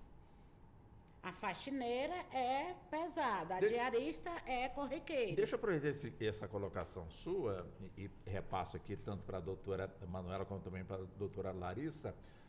Aqui, como muito bem pontuou a Samara, muitas não reconhecem a profissão por vergonha, né? Porque por entender que, enfim, boa parte da população é preconceituosa e termina diminuindo, portanto, aí dentro do seu conceito, a pessoa que trabalha como doméstica. Agora, lá fora, nos Estados Unidos, por exemplo, o pessoal fala com o maior orgulho, sou babá, ou sou cozinheira, eu sou trabalhador doméstico nas residências nos Estados Unidos. Aquela tal daquela Airbnb, né, agora, que é moda. E enche a boca. O que eles fizeram lá que nós não fizemos aqui para valorizar a profissão, portanto, de trabalhador e trabalhador doméstico? Doutora Manuela, doutora Larissa. Eu vou falar, Walter, porque eu tenho uma experiência pessoal. A minha mãe era diretora de escola aqui no Brasil, criou a gente sozinha, tentando estudar os filhos, não conseguiu, estava muito endividada, perdeu a casa que a gente tinha no interior e foi para os Estados Unidos. Trabalhou como empregada doméstica e conseguiu estudar as 3 filhas lá. Então, essa é a minha realidade, né? A diferença é o valor pago. É simples assim. Eu entendo que, historicamente, nós somos uma colônia de exploração, né? O Brasil, Portugal veio para explorar o Brasil, então eles pegavam tudo que tinha de bom e levavam para lá. E então nós não temos uma visão de que serviço é uma coisa valiosa. Nos Estados Unidos, ao contrário, o serviço é uma coisa muito valiosa e muito cara, né? Então, é simples assim. Agora, existem uma série de colocações, tá, Walter? Nos Estados Unidos, ele paga por hora, né? A pessoa recebe por hora. Mas, se ela fica doente, ela não recebe aquele dia. Então, a gente tem uma população lá pobre que não tem muita saúde, que não tem dentes, porque o dentista é extremamente caro. Estou falando de uma realidade mesmo. Saúde. Então, nem tudo são flores, nem tudo é tão bonito quanto parece. Mas, realmente, uma pessoa que consegue, que tem saúde, comparado a uma pessoa que tem saúde aqui, uma pessoa que tem saúde lá, ela consegue ir lá ter o veículo próprio, guardar dinheiro, comer bem. Pagar aluguel. A gente tem o DIEESE, que é um instituto de pesquisas no Brasil. Aplicado. E que o IPEA também. O DIEESE, ele calcula o salário mínimo teórico, ou seja, o que seria o mínimo para uma pessoa ter. Eu utilizo muito no meu trabalho, mas para ela ter educação, moradia, transporte, lazer, saúde, o básico do artigo 6º da Constituição. E faz um tempinho que eu não olho, mas estava na casa dos R$4.500. E a gente tem um salário mínimo hoje de R$1.412. Eu vi uma pesquisa recente que eu estava procurando o quanto uma pessoa precisa para comer bem um mês, né? Um mês, ela precisa em média aí uns R$600. Imagina uma família que vive com um salário mínimo. Ela não vai comer bem, ela vai comer para sobreviver. Então, eu estou falando esses pontos para a gente poder comparar. Agora, ao mesmo tempo, no Brasil, a gente tem uma estrutura aí de SUS melhor do que a dos Estados Unidos. Olha que Melhor do na mundo, legislação, né? o SUS é o melhor do mundo. Então, nem tudo são flores, né? Estou fazendo a comparação real, concreta, ao qual a minha experiência permite. Doutora Larissa. Eu vou só complementar um pouquinho, porque houve um movimento depois da PEC número 72 de 2013, que, na verdade, eu acredito que até foi um retrocesso. Os empregados domésticos, eles foram muito mais para a parte da informalização do que da carteira assinada. Então, você vê como essa parte da educação, voltando um pouquinho o gancho anterior, da nossa rodada anterior, eu acredito que está muito mais fomentado a parte de educação para a gente conseguir mudar essa conscientização nossa, porque se houve uma lei, né, houve um aumento dos benefícios e de uma isonomia com relação ao doméstico, o empregado doméstico e o empregado normal, né, assim, por assim dizer. E aí, a nossa... Tanto o empregado doméstico, que aí ele vai mais para o diarista, o faxineiro, e aí ele vai para essa parte da informalidade, ele opta por isso. E a gente estava fazendo um cálculo básico, na verdade, quando você calcula, se você fizer 2, 3 diárias por semana, a diferença mensal para quem recebe um salário mínimo não é tão grande. Então, é literalmente falta de conhecimento. Então, quando a gente pensa também... Como eu acredito que o grande chamariz, o grande X da questão é essa mudança cultural. A gente grita por essa mudança cultural, né? Porque está tendo a lei, a gente está falando agora de novo de um retrocesso. Patriarcado, né? Então, nós temos que fazer essa mudança de lá, na parte da educação, doutora. E, assim, o patriarcado aqui e a exploração de serviço no Brasil... ainda é imenso. A trabalhadora doméstica, consegue estudar? Olha, ela consegue... Sim, vai depender do apoio do empregador. Tem muito empregador que você chega a determinadas horas, você vai ali para o lago, você vê muitos indo trabalhar, mas a maioria não. Por quê? Porque quem trabalha na Câmara, no dia de sessão, sai que horas? 10 horas da noite. 1h da manhã. Aí tem que chegar, muitas vezes ela já está deitada, tem que se levantar para servir ao patrão fora do horário. Tem uma vantagem de ser dos Estados Unidos na questão de pagamento, em questão de valores, porque é por hora. Aqui não pega isso. Mas por que não caberia?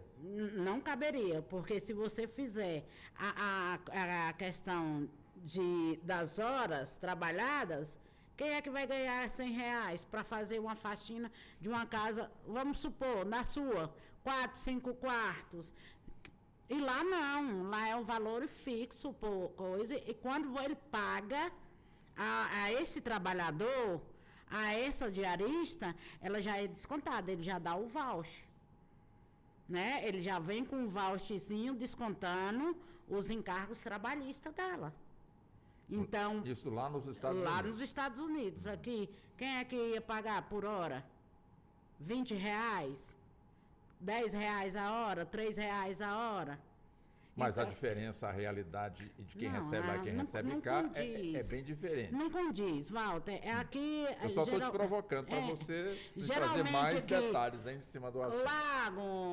Lago Sul, Lago Norte, os emergentes do Lago Norte, Parkway, Sudoeste, a diária lá, tem diária que é até R$250.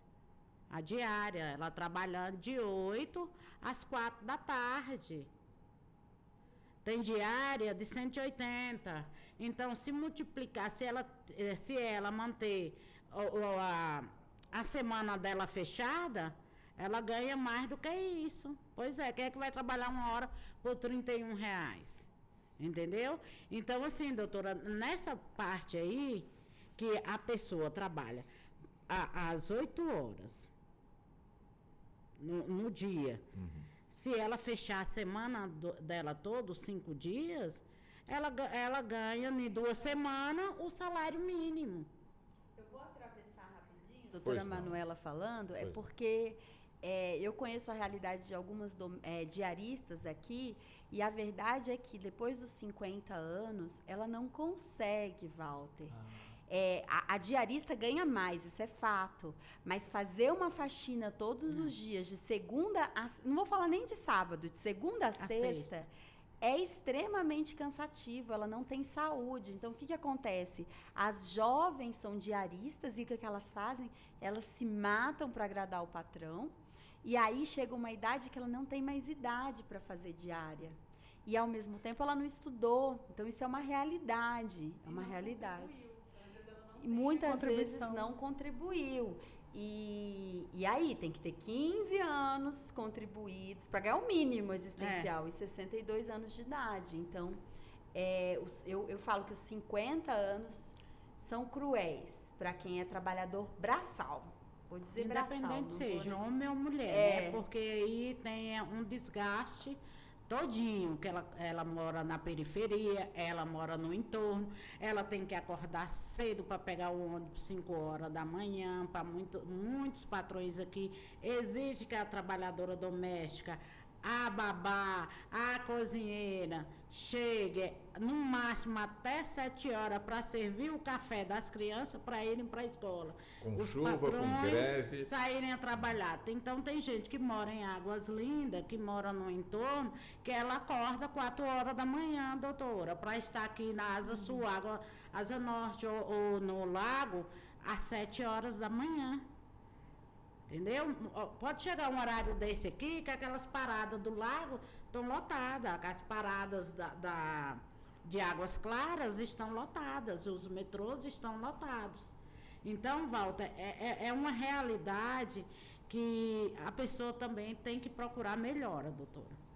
Então, assim, não que o trabalho eu consegui, eu estudo, eu sou ProUni 100%. Bacana, então, assim, eu trabalhei numa casa top, que a patroa era muito boa, chegava dia 5 o meu pagamento, dia 5 ela não pagava, tirava minhas férias, não existia férias acumuladas. Então, assim, dava determinada hora... Desculpa interromper, mas é o mínimo, né, minha querida? Dava certas horas... Não era favor. Dava certas horas, ela trabalhava na Câmara aqui com o marido.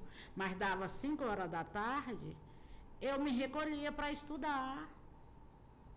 Fiz um concurso que eu passei, não fui chamada. Está aguardando. Do TST, inclusive. Não, prescreve, né? E o filho dela, que dizia que tinha nível superior, não foi nem classificado. Então, assim, a gente vê a oportunidade, o governo tem que fazer proposta para mais oportunidade, principalmente para as mulheres acima de 40 anos voltar para o mercado de trabalho, que a gente sabe que é uma dura realidade. Então, isso é uma proposta dentro da conferência das mulheres, está lá, que é oportunidade, a inserção de mulheres acima de 40 anos no mercado de trabalho. Isso já existe, inclusive, Walter, tem um restaurante, Águas Claras, que ele só contrata pessoas acima de 50 anos. Então, é uma oportunidadíssima, é divulgado. Divulga as coisas ruins, mas as coisas boas, que são benéficas, que são coisas de destaque, a imprensa não dá prioridade. Aí, respondendo a senhora, doutora, o Congresso hoje está muito difícil para a gente fazer essa interlocução. São mínimas, a minoria que é a maioria, porque nós somos a maior categoria de trabalhadores dentro do país, e ainda somos consideradas minorias, a maior categoria. Então, se essa categoria fosse unida realmente... Porque essa categoria vota, né? Ela vota, aí a gente não pode entrar na parte política, vamos ficar só... Não estou dizendo ela vota, porque é a exemplo do aposentado, que também vota, mas não é levado muito em consideração, infelizmente. Não. Agora, essa que é uma das maiores categorias que vota, é como você muito bem pontuou, Samara, se a categoria unir, fica imbatível. Ficaríamos imbatíveis, que não teria metroviários, professores, nenhum deles pela frente. Quando a gente começa a discutir com algumas, né, que eu estou em contato com elas aqui, então, assim, é muito difícil você mudar a visão política, não partidária, tá? Sim. Uma visão política, dela participarem mais, dela tá sempre cobrando, dela, o político que ela votou ter cobrança.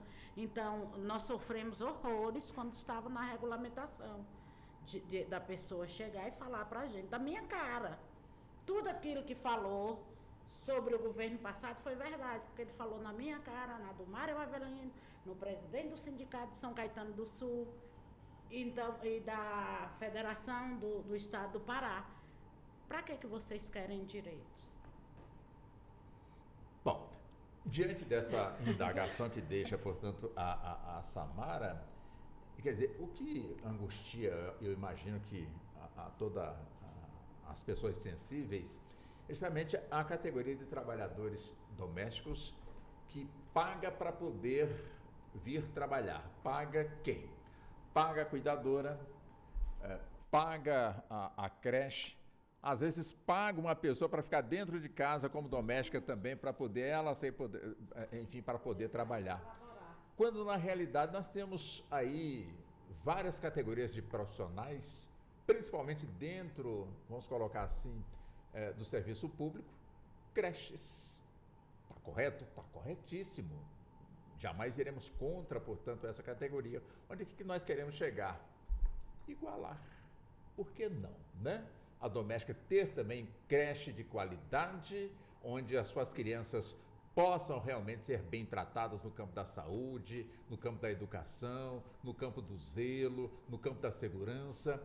Porque é muito comum as pessoas dizerem, porque ela saiu para trabalhar, o filho ficou sozinho cuidando do filho maior, que é do filho menor, que é não sei o quê, e chega todo mundo e massacra aquela pessoa que deixou, está errado. Mas qual seria a sua como ela conseguiria sair dessa situação? Ou seja, eu quero crer que o assunto ainda precisa ser bastante debatido. Doutora Larissa, doutora Manuela. Eu vou começar e depois você completa, doutora Manuela. Na verdade, com a PEC, com a lei complementar, seria um dever do empregador, né, do patrão, oferecer o auxílio creche, só que não está havendo a efetividade com relação à lei, mas ela não está sendo efetiva. O governo oferece as creches, só que a quantidade de crianças é infinitamente maior, não consegue atender. E aí a gente entra numa questão muito complicada, porque ela sai para trabalhar, no caso que você está descrevendo, Walter, ela sai para trabalhar para a sua subsistência, porque também como que ela vai alimentar essas crianças, como é que ela vai manter essas crianças? E aí, só que ela coloca em risco tantas coisas, né? É uma escolha muito difícil. Eu imagino para essa mãezinha o quão desafiador deve ser. E aí, se a gente pensa numa trabalhadora que está retirando ali um salário mínimo, e se ela também for pagar uma cuidadora, alguém para ficar, uma babá, mesmo que seja diária, essa diferença no salário dela compromete tanta coisa. Então, é muito delicado essa questão, né? Então, falta essa efetividade. Aí a gente entra naquele detalhe que a Samara comentou com relação à inviolabilidade do lar, do domicílio, né? E aí, como que o governo vai fazer a parte da fiscalização? Então, a gente também não tem efetividade com relação a essa fiscalização, para verificar se os patrões estão recolhendo o que de fato deveria, a não ser que haja uma denúncia. E aí a gente entra novamente naquela questão da educação, que as pessoas têm que ter conhecimento, porque muitas vezes a empregada doméstica ela tem esse direito e ela desconhece. Ela desconhece que ela tem esse direito do auxílio creche, por exemplo, para ela receber. E aí ela não vai atrás, aí, enfim. Então, acaba que esse assunto ele se conecta com relação ao pilar educação e o conhecimento que essa empregada doméstica, o empregado doméstico, de modo geral, ele também tem que buscar, né? Para ele até exigir os seus direitos, uma maior fiscalização do governo para verificar se os patrões estão, de fato, cumprindo. Então, é toda uma problemática que a gente está envolvido.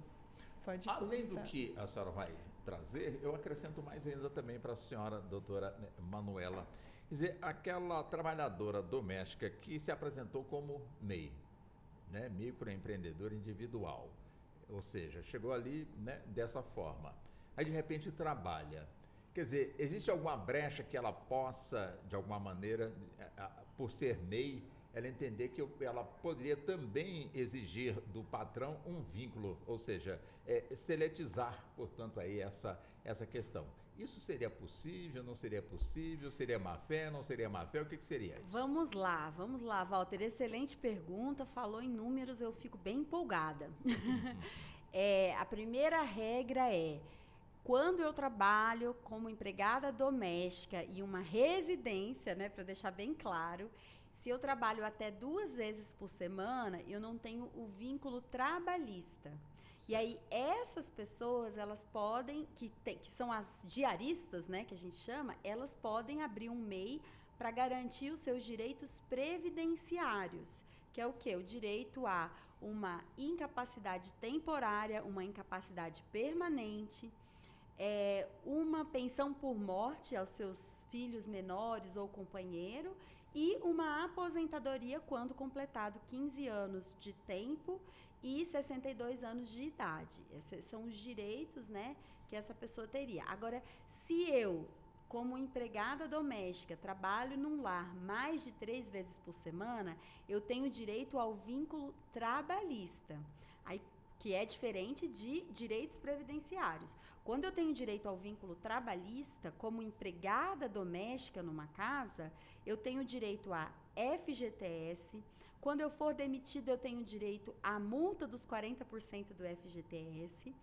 Eu tenho direito a um auxílio acidente, em caso de acidente, se eu sou empregada. E eu tenho direito ao seguro-desemprego, se eu for demitida. Estou colocando geral. Além de, se eu estou dentro de um lar, 13º e as férias, que são 1 mês de férias com um acréscimo de 1/3. Então, é isso que diferenciaria. É como eu exerço essa atividade. Então, vamos pensar que eu sou MEI, eu estou trabalhando numa casa, estou imaginando, tá, gente? Sim. E aí eu faço 2 vezes por semana. Aí a minha patroa fala, semana que vem 3 vezes. Aí ela fala, da semana que vem 3 vezes. De repente ela começa por 1 ano ou 1 mês, tanto faz, tá, gente? Aí 3 vezes por semana. Neste momento ela cria um vínculo com aquele patrão. Então ela teria sim um direito a esses direitos a mais. Quer acrescentar, minha querida? Tá com cara de que quer acrescentar. A doutora Larissa, eu já Não passo pode para completar. Samara. Apenas de fazer uma colocação, porque também é muito pertinente, na parte do seguro-desemprego, quando a gente fala do empregado doméstico, ele tem só uma pequena peculiaridade diferente com relação ao empregado convencional. O empregado convencional, ele tem direito de até 5 meses de seguro-desemprego. E já empregado doméstico são apenas 3 meses. E até um salário mínimo, que essa também é a diferença com relação ao empregado convencional. Então, eu acredito, Samara, que você tenha força para conseguir movimentar essa categoria para a gente trazer essa equiparação ao empregado convencional, viu? E conte conosco aí para te ajudar nessa luta. Obrigada, doutora. A doutora... Manuela Delgado. Quando fala MEI, ela é um microempreendedor, certo? Certo. Então não iria existir vínculo trabalhista, porque ela passa a ser uma prestadora de serviço, pessoa jurídica. Sim, mas eu estou falando assim, eu ter o MEI, mas qual é a questão? Se eu estou num lar e trabalho mais de 3 vezes por semana, independente de eu ter ou não o MEI, com aquele empregador eu tenho uma relação de emprego. Então, aquele empregador teria que assinar a minha carteira. Mas eu acho é uma assim, obrigação. Já foi dada permissão para a trabalhadora ser um MEI justamente para não caracterizar vínculo. Mas pode passar de 3 dias? Eu preciso me aperfeiçoar nessa questão do MEI. Porque se eu presto serviço, a senhora presta serviço, a senhora tem Eu vou complementar, eu estou entendendo. É porque a gente está em cenários da seguinte maneira. Se eu falo sem ser MEI, só a faxineira ou a empregada, de 2 dias, aí ela passa para o 3º dia, aí no 3º dia a gente vai falar do vínculo empregatício. A partir do momento que ela é prestadora de serviço, aí ele vai, como se fala, maquiar. E aí ela deixa a dia da gente pensar como empregada doméstica, porque o prestador de serviço, o MEI, se ele não cumprir aquela jornada, vem um outro substituindo. Então, aí eu estou entendendo, aí, de fato, ela vai ficar como prestadora de serviço e não entra. Assim, entraria uma discussão aí advogado, a gente... essa uma aqui seria jurídica, mas o que eu entendo? E essa questão do MEI, ela é muito complexa, tá? Ainda assim, se eu trabalho como diarista, eu posso fazer o recolhimento por 11% ou 20%. 11% sobre um salário ou 20% sobre qualquer valor como contribuinte individual, que é o antigo autônomo. O nosso é 7, o recolhimento. Oi? Nosso agora é 7. Não, o 7 é o recolhimento pessoal seu como empregada. Eu tô falando dentro do sistema previdenciário, que é diferente. Só que assim, o que eu tô te dizendo é que mesmo que eu tivesse um MEI, se eu estou trabalhando numa casa mais de 3 vezes por semana, eu como empregadora tenho a obrigação de te contratar com carteira assinada. Eu acho assim, doutora, eu vou até dar uma olhada aqui, que eu estava fazendo uma questão sobre porque caberia uma discussão de fato. Por quê? O MEI, ele é prestador de serviço com todas aquelas nuances que tem, que ele recolhe. Então, assim, a partir do momento que eu passo a prestar esse serviço como MEI, eu vou ter um contrato de prestação de serviço. Só que ainda assim, esse contrato, ele tem características que podem transformar ele numa relação de trabalho. Quando eu tenho horário para cumprir, quando eu tenho que obedecer o meu patrão em certas regularidades, isso vai caracterizar um contrato de trabalho. Ou seja, você não vai estar libertando a empregada doméstica, você vai estar tirando dela alguns direitos. Então, quando ela é MEI, trabalha na mesma casa 5 vezes por semana, se ela continua assim, se a gente transforma isso numa naturalização, ela perderia o direito a um auxílio acidente em caso de acidente de trabalho, ela perderia direito ao FGTS, ela perderia direito à multa dos 40%. Então, eu não entendo que seja algo viável para essa empregada. O empregador, se eu sou a advogada desse empregador, eu orientaria a contratar com carteira assinada e tudo bonitinho, entendeu? Porque esse tema vai dar um vai dar movimento, programa. mas enfim. Vai dar um programa. A gente volta, então, no próximo para a gente conversar sobre ele, que ele é muito interessante. Até licença, enquanto eu vou ter 1 minuto e meio para cada uma das senhoras, para as considerações finais. Enquanto as senhoras pensam, né, no que vai pontuar, eu só tenho aqui as manchetes do nosso Jornal da Justiça, que entra no ar daqui a pouquinho. Eu vou trazer então as manchetes, já me foram encaminhadas aqui pelos nossos editores, redatores. Então vamos lá. STF invalida a alíquota de 25% de imposto de renda sobre a aposentadoria recebida por residentes no exterior. Ex-governador do Distrito Federal, José Roberto Arruda, sofre nova condenação em processo da Operação Caixa de Pandora. Ex-policiais acusados pela morte de Marielle Franco e Anderson Gomes vão a júri popular na quarta-feira. Supremo confirma lei que obriga profissional de educação física a ter registro em conselho para o exercício da profissão. E ainda, Judiciário de Minas Gerais faz ação social em lar de longa permanência para idosos. O Jornal da Justiça desta segunda-feira, 28 de outubro, começa logo mais às 18 horas. Pois bem, já são 16h49, então vamos nós agora, né? O assunto realmente está excelente, como eu disse, esse tema aqui levantado caberia um outro programa para a gente poder realmente aprofundar, já que há, como dizem o pessoal da área jurídica, né, o Samara, existe divergência, né? Surgiu uma divergência, portanto, aí de conceito, mas vamos nós, né? Fica, portanto, aí para uma próxima oportunidade. Doutora Manuela, 1 minuto e meio para as considerações finais.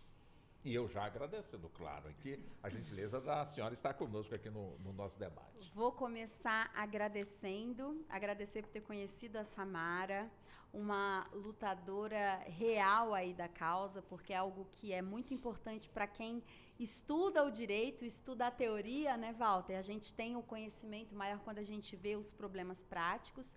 Agradecer à Rádio Justiça pela oportunidade, pelo aprendizado, a minha colega de sempre, doutora Larissa, a você, Walter, Neto, toda a equipe, e dizer que para aquela empregadora que quer regulamentar e às vezes acha que vai ficar muito caro, vamos fazer as contas, porque não é tão caro assim, dentro de um salário mínimo, entre R$1.500 e R$2.000, você fazer o pagamento correto através do e-social da sua empregada. Você pagaria o 8% sobre o valor do salário para a sua parte patronal. Você pode descontar a contribuição pessoal, né, da sua empregada, pode ou não, até porque eu sei que existem muitos empregadores que não descontam. Você teria 1% pagando para assegurá-la de qualquer acidente e 1% do FGTS, mais já um acréscimo para uma multa do FGTS em caso de demissão. É muito importante fazer esse pagamento do e-social, dar direito a férias, 13º, e ter uma relação, entender que ali dentro do seu lar você vai ter uma relação de empregado e empregador, com respeito, com cuidados. Então eu chamo aí a todas as empregadoras domésticas que entendam que não é tão difícil fazer certo, não é tão complicado, e é o mínimo que ela pode fazer para alguém que está dentro da casa dela. E ela pode buscar essa informação junto ao advogado da sua confiança? Pode buscar informação junto a uma advogada de sua confiança, até junto a contadores, e eu vou recomendar, inclusive, o site da Previdência Social, porque tem, sim, muitas informações úteis, se ela quiser fazer uma leitura e se inteirar dessas obrigações mínimas que ela tem para alguém que está dentro da casa dela. Como foram 2 minutos para a doutora Manuela, Samara, 2 minutos também para a senhora. Eu te agradeço mais uma vez, Walter, por estar aqui, inclusive com a Ana Cláudia, né? E as duas doutoras aqui. Gostei muito da apresentação, da questão de debate, para podermos levantar várias complicações, várias dúvidas, uma N de perguntas que ainda ficarão no ar. Então, assim, da outra vez nós participamos ao vivo com várias perguntas, né? Mas aqui, doutora, eu quero te agradecer, as duas doutoras, tanto a doutora Larissa como a doutora Manuela. Então, assim, nós somos uma defensora de uma categoria que é muito oprimida, que vem lá da questão do patriarcado, sofrem muita violência doméstica dentro não só doméstica, como o assédio moral no ambiente de trabalho. E, assim, nós podemos retomar com a questão do DIEESE, do IPEA, que são todos aqueles órgãos que sempre nos orienta, que está sempre com a gente, o Ministério do Trabalho, o Tribunal do Trabalho. Então, nós temos vários agentes ali da rede. Então, o que nós precisamos é fazer ampla divulgação, porque o sindicato, nós ganhamos para sobrevivermos. Então, assim, é uma questão que agora o ex-ministro Rossetto, ele fez a cartilha e agora tem que fazer toda aquela questão de interlocução junto com a Presidência da República, junto com os ministérios da mulher, da igualdade racial, o Congresso, que é muito complicado para a gente trabalhar agora, voltar essa discussão. Inclusive, nós estamos aí com o pedido do abono, né, do PIS, o abono do PIS. Então, então, é muita coisa que nós precisamos fazer. Quanto a isso, mas a equiparar ainda, a nossa multa é debitada lá todo mês, por mês. Nós não temos. Para chegar no final do encerramento do ciclo trabalhista, a gente tem os 40%, muitos não depositam. Tá? Então, mais uma vez, agradecer à TV Justiça. E a Rádio Justiça. E a Rádio Justiça, aí na representação desse imenso interlocutor, né, Walter Lima. E, assim, o que nós podemos é... Esse é só o começo, viu, Samara? Nós vamos ter outros debates, com toda certeza. Pode ter certeza. E está marcado aqui dia 27. Pode colocar também aí a Rádio Justiça aqui na nossa agenda. Não, mas tá com fé em Deus, nós estou fazendo aí um projeto. Inclusive, agora, dia 21, vou fazer uma ação do Natal para as crianças carentes lá no Valparaíso. Vamos falar do assunto. Então, assim, espero contar com a presença dessas ilustres aí. É mais complicado tu ir, mas... Somos padrinhas de um outro projeto, madrinhas, na verdade, né, de um projeto no Valparaíso, que é o Projeto Incluir, que atende crianças atípicas, né, famílias, né, necessitadas. Então, no final do programa, a gente tem muita coisa para conversar, Amém. viu? Amém, doutora. Muito doutora obrigada. Larissa, 2 minutos também para as considerações finais. É sempre uma honra estar aqui na Rádio Justiça. Walter, muito obrigada. Samara, gratidão. Hoje foi um aprendizado aqui para nós. É uma honra estar aqui com você também. A Ana Possati, por sempre nos convidar. Muito obrigada, Aninha. Doutora Manuela, minha parceira de caminhada, só tenho a agradecer também, é sempre muito rico. E eu vou voltar só um pouquinho com relação ao MEI, porque eu também atuo em direito empresarial. Eu acredito que ficou um pouco confuso. O que acontece? Nessa situação específica do empregado doméstico, que eu acredito que é o que surge bastante, se ele for MEI, e eu indicaria ele buscar um advogado assim que houver essa rescisão desse contrato, e eu entraria com uma ação judicial para reconhecer o vínculo trabalhista. Muito provavelmente será favorável, porque hoje o STF ele entende que em cargos de alto, talvez, conhecimento técnico, o arquiteto, advogado, um economista, talvez aí a gente não consiga, ele vai manter como PJ.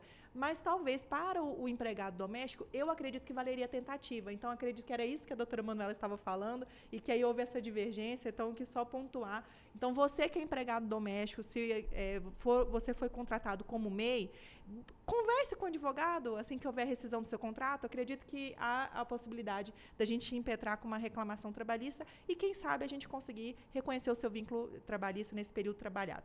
Então, a você, ouvinte, muito obrigada. Coloco a Comissão de Direito do Trabalho da OAB Águas Claras à disposição. Samara, mais uma vez um prazer. E, se Deus quiser, dia 27 de abril de 2025, estaremos juntas trabalhando em prol de você, empregado doméstico. Um abraço, doutora Larissa, muito obrigado pela gentileza. Doutora Manuela, também um abraço, muito obrigado pela atenção. Samara, muito obrigado também pela sua gentileza. Até um próximo encontro. Perfeito.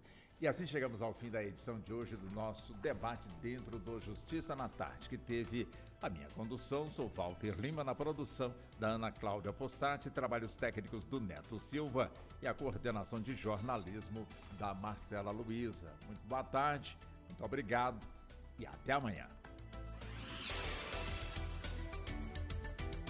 A Rádio Justiça apresentou Justiça na Tarde.